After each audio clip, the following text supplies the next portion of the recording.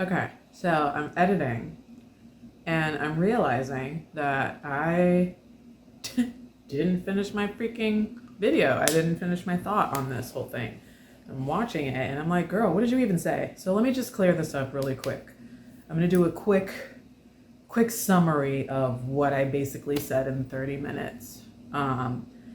This was hard for me to get out because it was still like fucking with me, and it was only like the next day after it happened. But basically, we're on this company call. Some bigot shouted out some really jacked up stuff, was geared towards um, like the queer community and the word choices that they used. Everybody should have been offended. Okay. Some shit. Y'all didn't do shit. You weren't even there. You weren't even there. You didn't even hear it. You don't even know what happened. What are you talking about? Oh, I'm Erica, also known as E.MoniQue, and this is my real life. Hang out with me as I side-eye the ups and stumble through the downs. Watch as I turn my tiny piece of the Arizona desert into a tropical oasis. Fight to beat infertility and figure out where I fit as an artist in this crazy creative world. All while awkwardly discovering my authentic self. I'll be talking out loud about the things I wish someone would have said a while ago and sorting through what I wish I didn't know.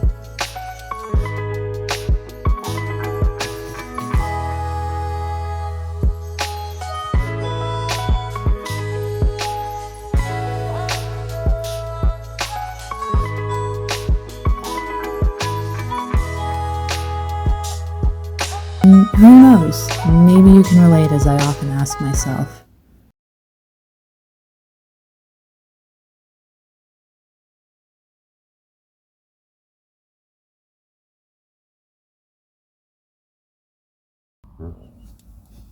Happy Friday. Why is this changing? Stop. We'll just sit here with it. Happy Friday. Happy in the sense that I'm glad that it's Friday. Stop with this lighting. Gosh. I'm glad that it's Friday. I am absolutely drained. What am I trying to say? Between processing the ruling in Alabama about embryos and IVF to I've also subconsciously been feeling this heaviness about Nex Benedict. And I don't know. I just with all the things that are happening right now, right? So between learning about what's happened with Nex and just that sweet innocent face has been kind of like burned in my mind, and having conversations surrounding Nex and our professional LGBTQ plus IA groups at work, having conversations about difficulties starting families, just like it's been a lot of struggles and diversity the past couple of weeks, and I couldn't bring myself to like record and talk about something else that happened yesterday because I was so just taken aback and just like kind of rattled and just jacked up about it, really. On top of I was really trying to get like my thoughts out and like edit and put the video together for the Alabama video. I just didn't have any space to hit record and express how I was feeling about yesterday's incident at work. So I want to start that right now, and I'm going to try and keep it as vague as possible because it's a work-related issue, and I intend to continue working there, and I just don't want to I just don't want to touch that with a 10-foot pole, like, at all. But what I'm saying is, yesterday, we had a pretty big, important meeting, um, like a web conference, if you will, about something very specific, doesn't matter what. But we had a really big meeting that had like hundreds of people on the call within a specific area, right? And probably, like, I don't know, maybe not even, I promise it wasn't even 10 to 15 minutes into the call before, well, okay, first of all, when you're on a web call, I'm not too familiar with it because I hate to use the technology, period. I just click on accept, join, blah, blah, blah, whatever. But I feel like when you're on a huge call like that, someone, the call administrator or the host can control, like, if the whole group is muted or not. They can control if the chat works or not. And so for this particular call yesterday, the chat was disabled, so nobody could type in. It was either you're called in or you're using your camera and mic to chime in or what have you, which was a bit odd considering there were so many people on the call. And I don't know, it feels like whatever. There were so many people on the call. There were some features that were disabled. And for whatever reason, the call host did not mute everybody. I feel like I would have muted everybody starting the meeting to kind of like do introductions and run down the agenda and just getting through the meeting material first and then unmuting, allowing people to chime in or ask questions if needed. I don't know. I've never hosted one. I don't really care to, but it just seems like that would be a way to manage or moderate so many people on a call. But I digress. The entire group was not muted, and so we had, of course, different people who don't realize that they're unmiked, making noise, working in the background, having side conversations, and it was so distracting to begin with. And there were a couple people that were so like disruptive that, it was like the host would have to stop and remind, okay, make sure you're on mute. Like, you might want to put yourself on mute, like mute, mute, mute, mute, mute. It's so annoying. Like, when you're on a call like this, mute yourself. You don't need to have your mic unmuted when you're listening, right? Just listen. Make sure your shit is muted. How hard is it? I don't know. But like, going back, that kind of like sets the tone for the call. Like, majority of people are muted. There's some stragglers who are kind of like just now figuring out that they need to put themselves on mute because they're being loud or whatever. But 10 to 15 minutes into the call, there was this, and while the host was speaking, there was this really loud outburst from somebody who did not have their mic muted. They did not have their camera on. It was just like a black box that lit up, and you could hear this outburst. And the outburst was so incredibly hostile and derogatory. It was unbelievable. Like, I've only experienced this myself I haven't experienced this myself. I've seen it on TV. I've seen it from a distance. I've heard it from a distance. Remarks like this being shouted out. But no one on that call expected to hear anything like the words that were shouted out. period, let alone in our professional company call. I won't repeat it, but they definitely used the F-bomb multiple times, and they also used the derogatory F word for that's typically used towards queer people. On this call, shouted out really loud, and then at the end of it exclaimed gay. So like, and I know that that's incredibly vague, but I swear I will never repeat what this person yelled out in the background. But it was incredibly unsafe, and it was really difficult to move past the pure shock factor that like went through the entire meeting, to the point where some of the people that were unmuted still, like you could hear them exclaim or just like yell out, oh my gosh, like just like their verbal reactions to it. You could hear those people who were unmuted still. And the host was just so incredibly disappointed and embarrassed and upset by that. He did the very best he could to keep it professional and like in addressing that person, but it happened so fast. It was like there was an interruption. That person yelled out what they yelled out. The screen lit up. There was no video. It was just a black square. Screen lit up as they're speaking, yelled it out, and then it disappeared. It happened so quick.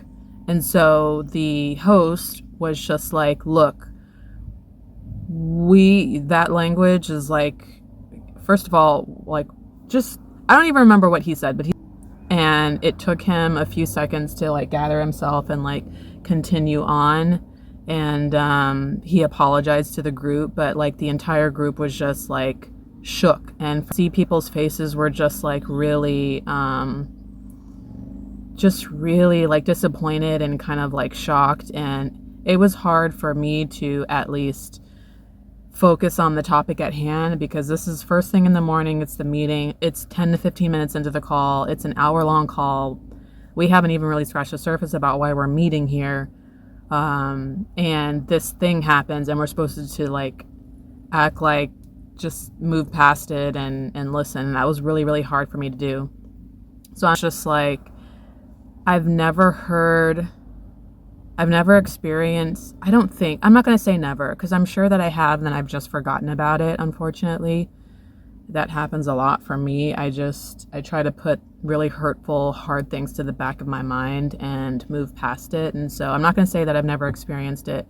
It at least hasn't been for a very long time that I've heard something, seen something, or known something so awful that it has rattled me physically to my core. And not for 1 minute do I think that the words were directed to me. I know they weren't directed to me. I don't know the context of why that person yelled it out or what was going on. It doesn't matter the context. There's absolutely no excuse for that behavior or that kind of language. It just shines a light on that person's mindset, which is a bigger problem, because I view it as like a cancer within our organization that needs to be addressed. But the words, like as soon as they were shouted out, I just felt like a personal physical attack. And I struggled all day yesterday after that call. Like I was really irritable. I could not focus. Like I know how my anxiety works, and I try to do my very best in like mitigating that and like keeping it down at least enough so that I can get through the day and like do my work and then go home and like sort it out. But I couldn't get my shit together. I could not gather myself after that. It just felt so hurtful and sad, to the point where like I came out here yesterday. I needed to take a breath and get some sun and just reflect, and it was just really hard to like process. And the thing about it was like my coworker was not on the call. I was on the call representing my office, and there were other people that from our specific area that may or may not have been on the call. But my coworker specifically was not on the call, so they did not know what was going on. And so by the time I got back after my lunch to meet with him, I was like not okay. I was like, look, something happened today and I'm really not okay. Like, I'm incredibly bothered and I just need to get this out. I want to call our specific leader in our diversity group and like chat with him about how I'm feeling. And I'd like for you to be present, basically. And he just looked at me and was just like, oh my God, I didn't know like what was going on. I wish you had told me earlier, which I did. I did say earlier that I had something happened on that call early in the morning that was just incredibly just like odd. But he's just like, I didn't understand that it was, I guess, like really serious or bad or whatever. I don't know what he said. I was just like, yeah, I'm like really not okay. And he's just like, I hate that I missed it, that I wasn't there. I was like, honestly, it's not something that you or I or anybody should have been present for. So I'm glad that you missed it, because I know that had he been on the call, he would have been greatly affected just as much as I. And like, who needs that? Like, one is enough, let alone hundreds of others is enough. So he's just like, yeah, like, what do we need to do? Like, do we need to do a call? So he calls right then and there. He calls the person that I was referring to that I wanted to speak to. That person wasn't available. And so when he turned and he just like in that instant, as I'm having this conversation with him, emails start rolling in company-wide. And he's like, did you see this email? Like, they're responding to it. Like, did you see this? And I was like, no, I haven't seen anything. Like, I don't know what's going on. And at first I was like, I don't care about any emails. Like, I want to get this out. Like, I want my voice to be heard about the situation. Like, I need that tacked on to whatever is already occurring or not. And he's like, okay. So he took the first email from the host. So the meeting was in the morning.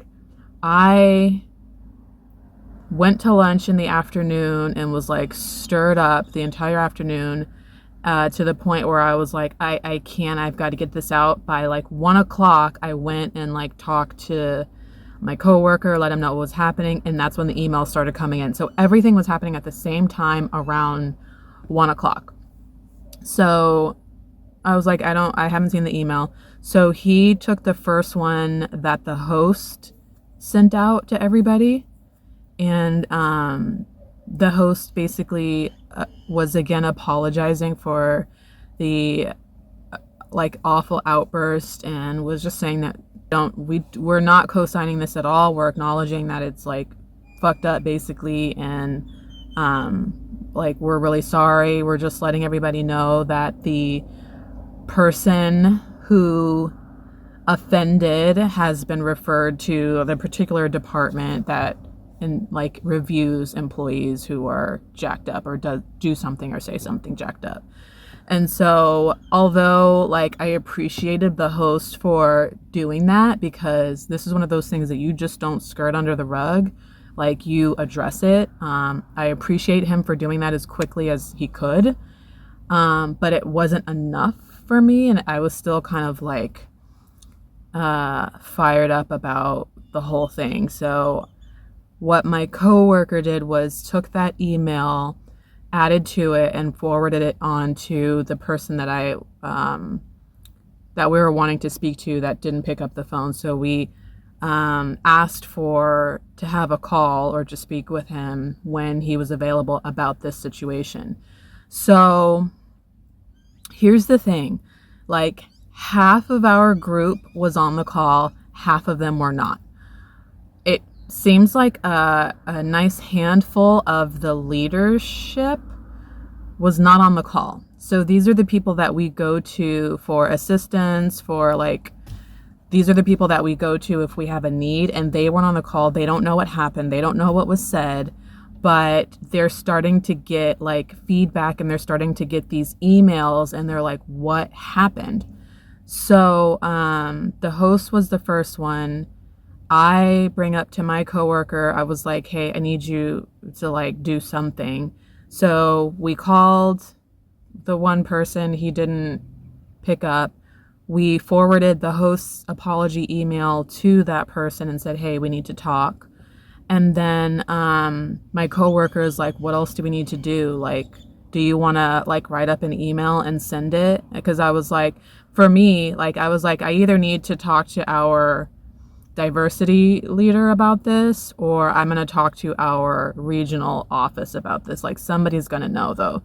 I'm coming to you to let you know how serious it is.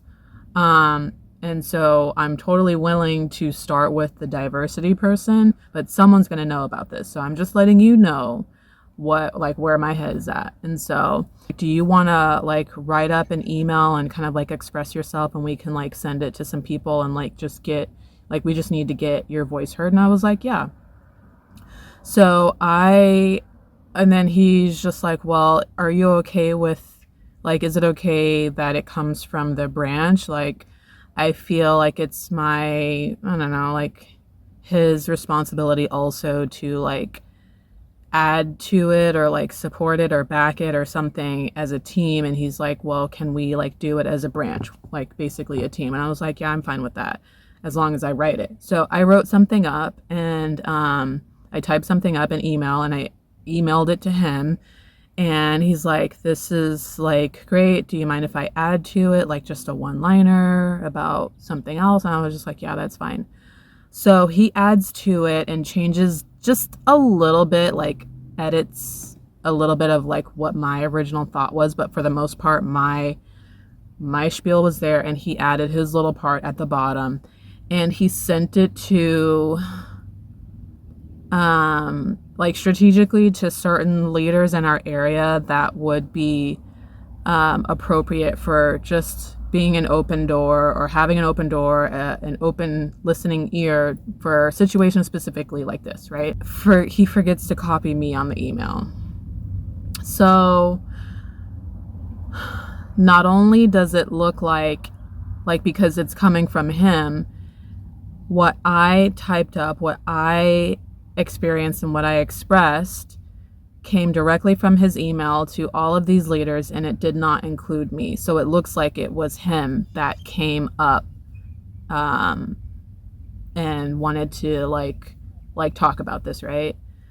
And so he's like, oh, I forgot to copy you on it. So then he like copies me on it after the fact. And then like, I don't know if he sends it again to everybody or like what, but I end up getting a copy of that email. Getting responses from some of the people that we sent the email to.